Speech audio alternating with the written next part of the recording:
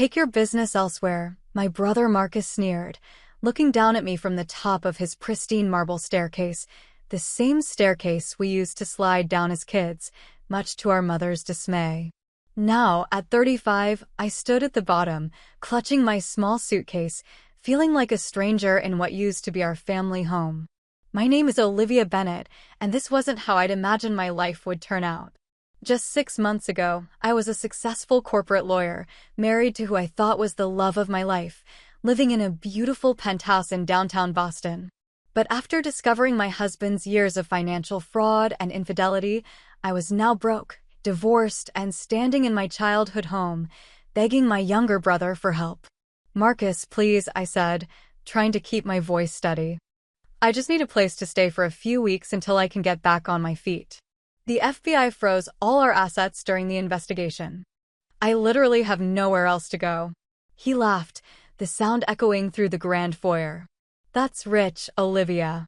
All those years of looking down on me for taking over Dad's construction business while you pursued your fancy law career. What was it you said at Dad's funeral? At least one of us is doing something meaningful with our lives." I winced at the memory. I had been arrogant, drunk on my own success, convinced that my brother's decision to run our father's simple construction company was beneath our potential. The irony wasn't lost on me now. Marcus was a multimillionaire, having transformed Dad's local business into one of the largest development companies on the East Coast. I was wrong, I admitted, swallowing my pride. I was arrogant and cruel. "I'm sorry." "Sorry doesn't pay the bills, does it, sis?" Marcus adjusted his expensive suit, a subtle reminder of our fortunes. "Maybe you should have thought about that before marrying James without a prenup. Even after I warned you about his shady business dealings, the mention of James made my stomach turn. My ex-husband had seemed perfect, charming, successful, ambitious. I had ignored all the red flags, including Marcus's warnings, too blinded by love and pride to see what was right in front of me. By the time the FBI came knocking, James had already fled the country with millions in stolen funds, leaving me to deal with the aftermath. "You were right about him," I conceded, fighting back tears. "You were right about everything. Please, Marcus, we're family." "Family?" He descended a few steps, his expression hardening. "Where was this family sentiment when Mom was sick? When I begged you to come home and help, you were too busy with your high-profile cases to spare even a weekend." The guilt hit me like a physical blow. Our mother had battled cancer for 2 years before passing away last spring. I had visited when I could, but Marcus had been the one there every day, balancing the company and Mom's care while I made excuses about important cases in client meetings. "I know I wasn't there enough," I whispered. "I have so many regrets, Marcus. Please give me a chance to make things right." For a moment, something flickered in his eyes, a hint of the little brother who used to follow me around, who looked up to me with unwavering admiration. But it vanished as quickly as it appeared. "You want to make things right?" He reached the bottom of the stairs, standing directly in front of me. "Start by taking responsibility for your choices. You chose your career over family. You chose James over my warnings. Now you can choose to figure this out on your own." "Where am I supposed to go?" I asked, hating how desperate I sounded. "That's not my problem," he replied coldly. "You're the brilliant lawyer. Figure it out. Just don't come crying to me when your perfect life falls apart. You're not welcome here." The front door opened behind me and Marcus's security guard stepped in, a clear signal that our conversation was over. I looked at my brother one last time, searching for any sign of the close relationship we once had, but found only cold indifference. As I stepped out into the chilly autumn air, the heavy door closed behind me with a final thud.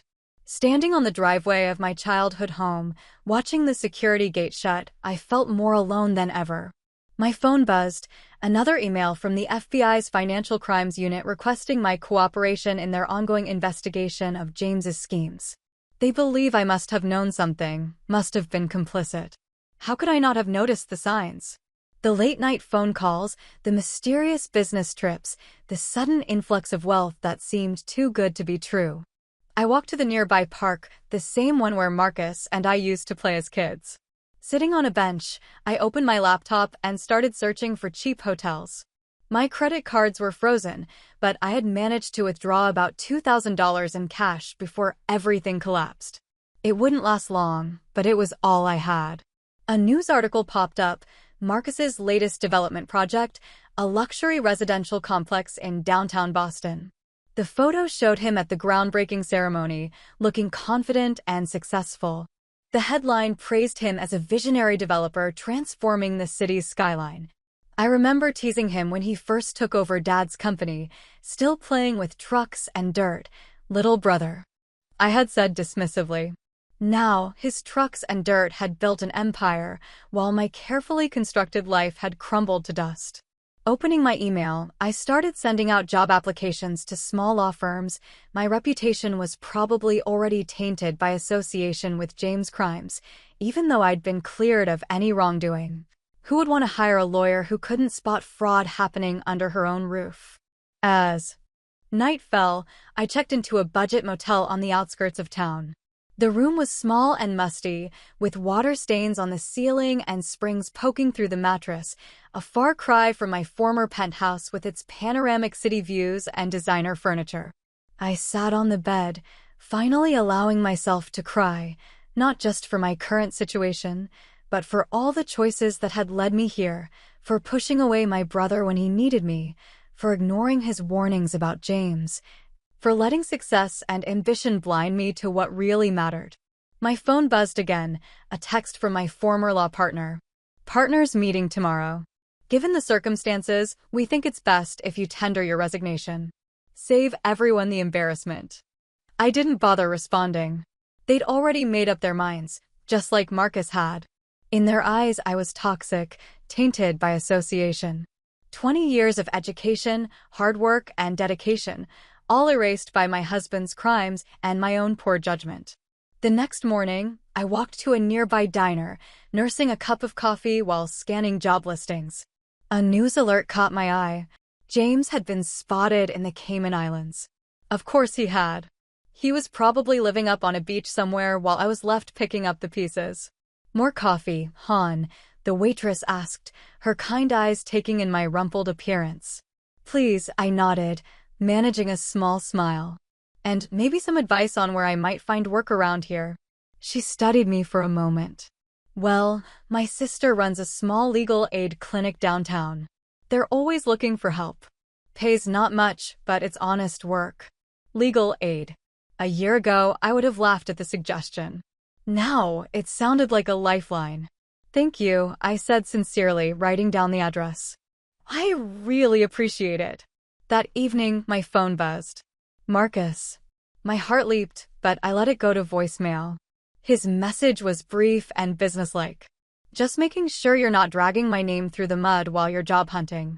The Bennett name still means something in this town, even if you don't. I deleted the message, fighting back tears. The brother who once looked up to me now saw me as nothing but a liability, and I had no one to blame but myself. 3 months after starting at the legal aid clinic, I had settled into a routine that would have been unrecognizable to my former self. My designer wardrobe had been sold piece by piece to afford a tiny studio apartment above a Chinese restaurant. The constant smell of cooking oil was a far cry from my former penthouse, but at least it was mine. I was reviewing a tenant rights case one morning when Sarah burst into the office, her face unusually grave. Olivia, you need to see this. She handed me her tablet, open to a breaking news article. The headline made my heart stop. Bennett Development Group under federal investigation, allegations of financial irregularities surfaced. The article detailed suspicious patterns in Marcus's company financials, suggesting potential fraud in their recent foreign investments. The same luxury development project he'd been so proud of was now under scrutiny. Your brother's company? Sarah asked gently. I nodded, unable to speak as I read further. The FBI was involved, the same unit that had investigated James. The irony wasn't lost on me. My phone buzzed with a text from Marcus. I hope you're happy now. Your friends at the FBI are trying to destroy me too. I stared at the message, anger rising. Even now, he thought this was about me, about revenge, as if I'd somehow orchestrated this to get back at him. Take the day, Sarah said, squeezing my shoulder. Family comes first. Family comes first. The words echoed in my head as I walked to the construction site mentioned in the article. The once bustling project was eerily quiet, with only a few workers milling around. Yellow crime scene tape cordoned off parts of the site. Standing there, watching my brother's dream project crumble, I felt a complex mix of emotions. Part of me wanted to feel vindicated, let him see how it feels to have everything questioned, to have his reputation destroyed overnight. But a stronger part remembered the little brother who used to run to me with his scraped knees and broken toys, trusting me to fix everything. My phone rang again. Marcus. This time I answered. Come to gloat. His voice was bitter, strained. No, I replied quietly. I came to help. He laughed harshly. Help? Like you helped Mom? Like you helped Dad's legacy? No thanks, Olivia. I'm not that desperate. Marcus, listen to me. I know what you're going through. I know how the FBI works, how they build these cases. Let me help you navigate this. You know how they work because your husband was a criminal. He spat. I'm nothing like James. No, you're not. I agreed. You're my brother, and despite everything, I still believe in you. There was a long pause. I could hear him breathing, could almost picture him pacing in his office like he used to do when we were kids, and he was trying to solve a difficult math problem. The investors, he finally said, his voice smaller now. They promised returns that seemed too good to be true. I should have done more due diligence, but we needed the capital for the expansion. I closed my eyes, understanding washing over me. He hadn't committed fraud. He'd been caught up in someone else's scheme, just like I had been with James. Send me everything, I said firmly. All the contracts, all the correspondence. I'll review it tonight. Why would you help me? He asked, suspicion clear in his voice. After how I treated you. Because you're my little brother, I replied simply. And because I know what it's like to watch everything you've built collapse around you. That evening, I sat in my tiny apartment, surrounded by printouts of contracts and financial statements. The more I read, the clearer the picture became. The foreign investors who had seemed like Marcus's salvation were actually part of an elaborate money laundering operation. They had used his legitimate business as a cover for their illegal activities. I worked through the night, making notes, highlighting suspicious patterns, drawing on everything I had learned from James' case. By morning, I had a clear picture of what we were dealing with. Marcus arrived at my apartment at dawn, looking like he hadn't slept either. He stood awkwardly in the doorway, taking in my humble living conditions. Nice place, he said, attempting his usual sarcasm, but falling short.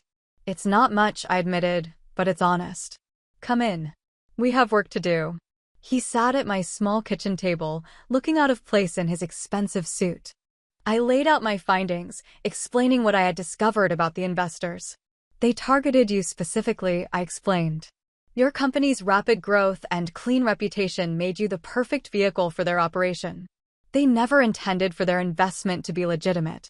I should have seen it, he muttered, running his hands through his hair. Dad would be so disappointed. No, I said firmly. Dad would be proud of what you've built, and he'd be proud of how you're going to fight to protect it. Marcus looked up at me, and for the first time in years, I saw my little brother again. Not the successful businessman, but the kid who used to believe his big sister could solve any problem. How do we fight this? He asked. First, we go to the FBI voluntarily, I said. We show them you're a victim, not a perpetrator. Then we trace every dollar, every transaction. We prove your innocence. We? Yes, we. I may have lost everything, Marcus, but I haven't lost my skills. Let me help you save what Dad built. He was quiet for a long moment, studying the papers spread across my table. Why didn't you fight like this for your own case? With James? The question caught me off guard, because with James, I was ashamed. I felt like I deserved what happened because I'd been so blind. But you were just trying to grow Dad's company, to build something real. You don't deserve to lose it all because some criminals took advantage of your ambition. Marcus nodded slowly. I need to ask you something, and I need you to be honest. Did you know? About James? Any of it? No, I said firmly, meeting his eyes. I was as shocked as everyone else. I should have seen the signs, should have listened to your warnings. But I was too proud, too convinced of my own judgment. He absorbed this, then reached across the table and squeezed my hand, the first affectionate gesture between us in years. Okay, he said. Let's fight this together. The next few weeks were a blur of meetings with FBI agents, forensic accountants, and lawyers. I took a leave of absence from the legal aid clinic, throwing myself completely into saving my brother's company. One evening, as we pored over documents in his office, Marcus suddenly laughed. What's funny? I asked, looking up from a particularly complex financial statement. Remember when we used to play office and Dad's study? You were always the boss, making me sort papers and fetch coffee. I smiled at the memory. You were a terrible assistant. You kept trying to build paper airplanes out of Dad's invoices.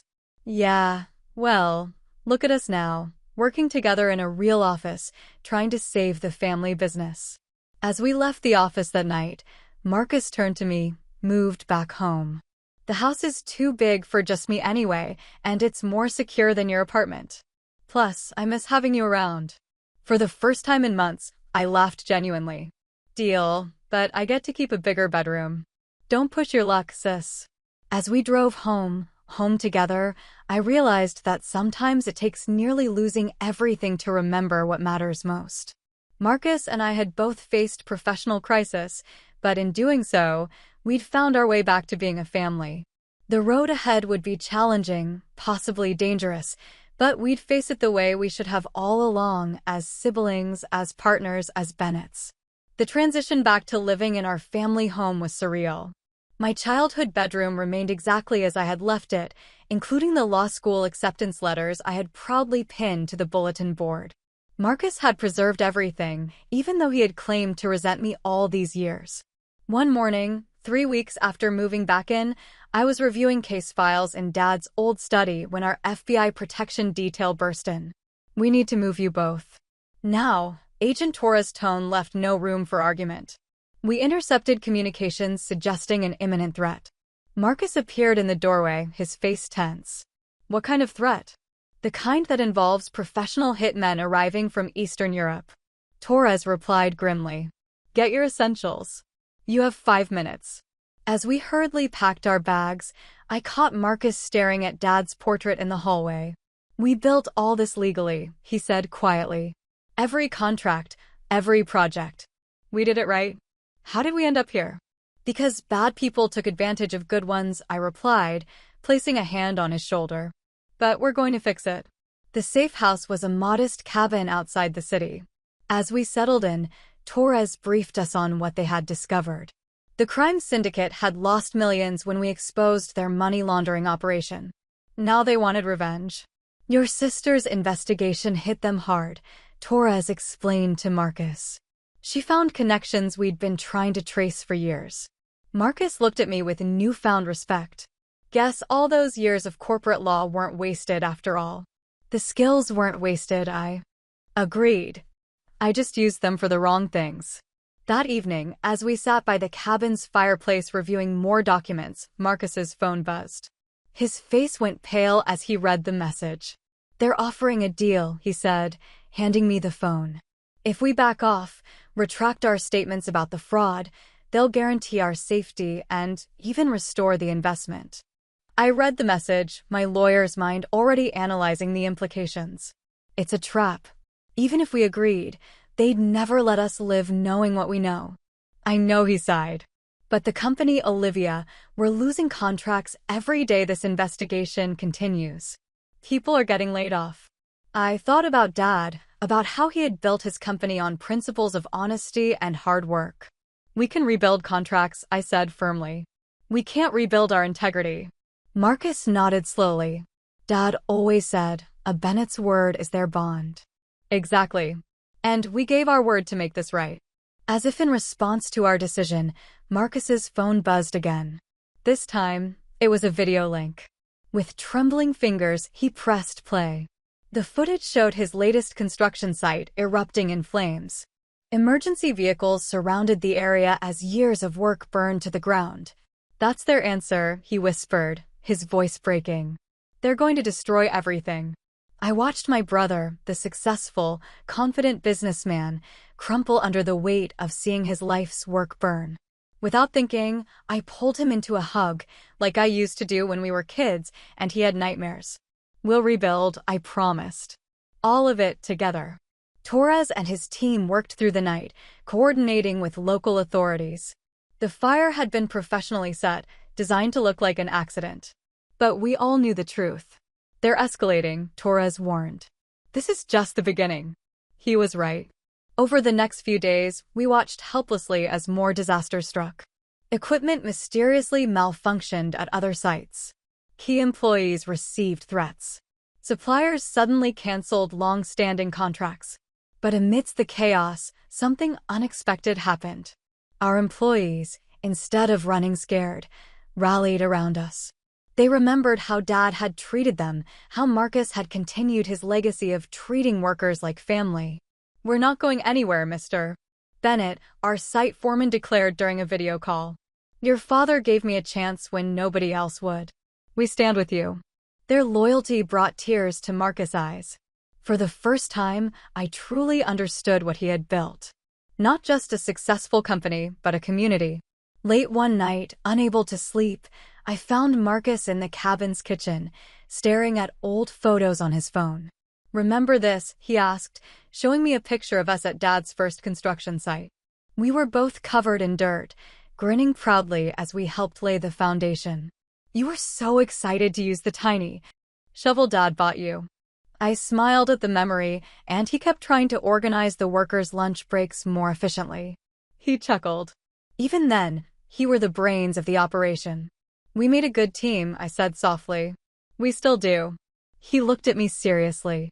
"Why did we stop being a team?" "Because I got lost," I admitted.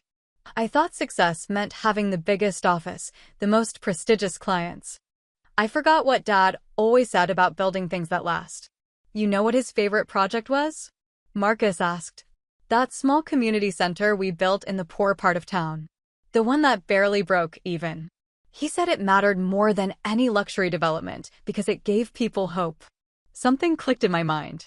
"Marcus, that's it. The community impact. That's how we fight back." "What do you mean?" I grabbed my laptop, suddenly energized. These criminals succeed by isolating their targets. But we're not isolated. We have the community behind us. Working through the night, we developed a new strategy. Instead of just fighting the legal battle, we would show the world what Bennett Development Group really stood for. The next morning, we called an emergency virtual meeting with all employees. Marcus spoke from the heart, explaining everything, the threats, the fraud, the pressure to give in. "But we're not giving in," he declared. "We're going to show them what happens when they mess with family. And make no mistake, every person in this company is family." The response was overwhelming. Workers offered to take pay cuts to keep projects going. Local businesses pledged support. Even our competitors reached out, recognizing that this fight was bigger than just one company. TRs watch all this with growing interest. "You're making them nervous," he told us. "They're used to victims going quietly. This public support makes their usual tactics less effective." But we knew the danger wasn't over. If anything, we were more vulnerable now that we had taken such a public stand. Every day brought new threats, new attempts to break our resolve. Yet somehow, being together made it easier to bear. Marcus and I fell into a rhythm, working side by side like we had as kids. He handled the operational challenges while I focused on the legal strategy. We complemented each other perfectly, just as Dad had always said we would. One evening, as we reviewed security footage from our protected sites, Marcus suddenly asked, "Do you regret it? Coming back to help me after how I treated you?" I thought about my tiny apartment above the Chinese restaurant, about the humbling work at the legal aid clinic, about all the lessons I had learned in losing everything. "No," I said honestly. "I regret a lot of things, Marcus, but not this. This is exactly where I'm supposed to be." He nodded, understanding. We were both different people now than we had been just months ago. Our struggles had stripped away the pretenses, the old resentments, leaving only what mattered: family. The Bennett siblings were back, stronger than ever, ready to show the world what family really means. The breakthrough came on a rainy Tuesday morning, 6 months after our world first started unraveling. I was reviewing security footage for what felt like the thousandth time when I noticed something peculiar, a familiar face at different construction sites, just days before each accident. "Marcus," I called out, my heart racing. "Look at this." He hurried over, coffee mug in hand. The footage showed a well-dressed man, ostensibly a potential investor, touring our sites. But his visits perfectly preceded each disaster. "That's Viktor Petrov," Marcus said, his face darkening. "He was the one who first approached us about the foreign investment." I quickly pulled up more footage, and there he was, always in the background, always watching. This wasn't just sabotage. They had been studying us, learning our patterns. "Called Torres," I said, already reaching for my phone. "This is what we've been waiting for." The FBI moved quickly. Within hours, they had teams tracking Petrov's movements. He'd gotten sloppy, too confident in his ability to hide in plain sight. That arrogance would be his downfall. "We got him," Torres announced 2 days later, striding into our safe house. "And better yet, he's talking." Turns out he's not as loyal to his bosses as they thought. The information Petrov provided was the key to everything. He exposed the entire operation, how they targeted successful construction companies, used them for money laundering, and then destroyed them when they got too close to the truth. "You two changed the pattern," Torres explained. "Usually their targets give in to the threats, try to hide the evidence. But you fought back publicly. It made them nervous." Marcus squeezed my hand. "We fought back because we had something worth fighting for." The arrests started the next day. FBI raids across multiple cities took down most of the syndicate's leadership. Our nightmare was finally ending. But the real work was just beginning. The company had taken serious hits during the investigation. Projects delayed, contracts canceled, reputation damage. Rebuilding would take years. "Maybe this is our chance," I said one evening, sitting in Dad's old office for the first time in months, "to rebuild not just the company, but what it stands for." Marcus looked thoughtful. "What do you mean? Remember what you told me about Dad's favorite project? The community center? What if we refocus the company on projects that matter? Not just luxury developments, but things that make a real difference." The profit margins would be smaller, he warned, though I could see the idea intrigued him. "But the impact would be bigger," I countered. "And after everything that's happened, isn't that what really matters?" The next morning, we called a company-wide meeting. Our employees had stuck with us through the worst. They deserved to be part of what came next. "Bennett Development Group is changing," Marcus announced. "We're going back to our roots, building things that matter, that help communities grow." The response was overwhelming. Workers who had been with Dad shared stories of the projects that had meant the most to them. Younger employees offered ideas for new community-focused developments. Our first new project would be rebuilding the site that had been burned down. But instead of the planned luxury condos, we would create affordable housing with a community center and small business spaces. "Dad would love this," Marcus said as we reviewed the plans. "It's exactly what he always wanted for the company." "For us, too," I added. "Working together, building something meaningful." The transformation wasn't easy. Some investors pulled out, uncomfortable with our new direction. But others, drawn by our story and vision, stepped in. Local communities that had once viewed developers with suspicion now welcomed us as partners.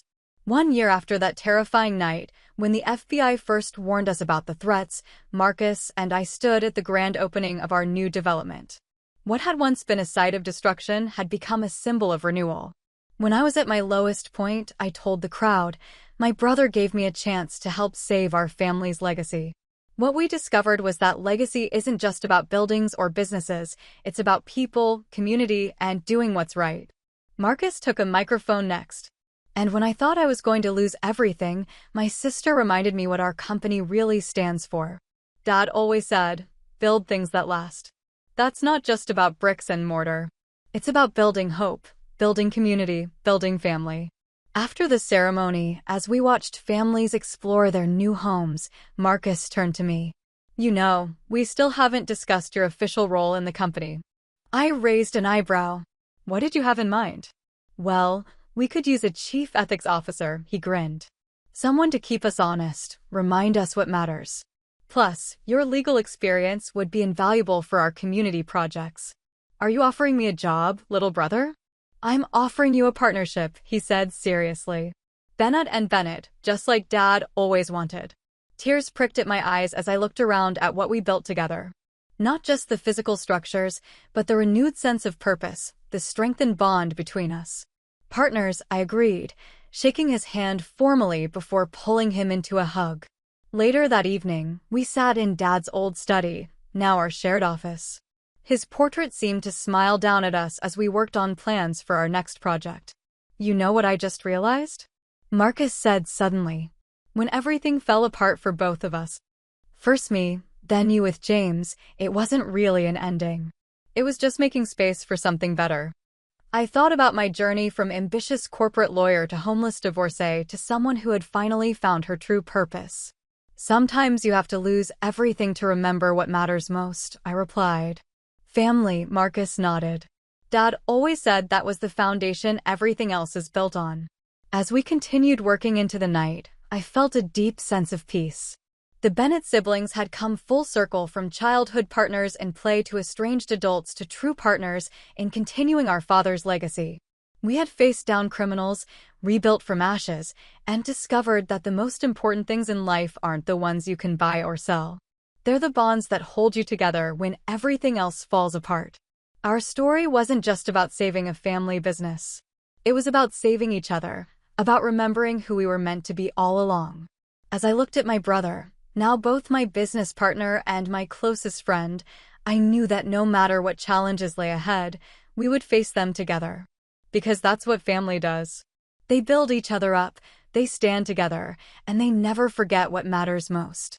The Bennett legacy would continue, stronger than ever, built on the foundation of family, integrity, and purpose, just as Dad had always intended.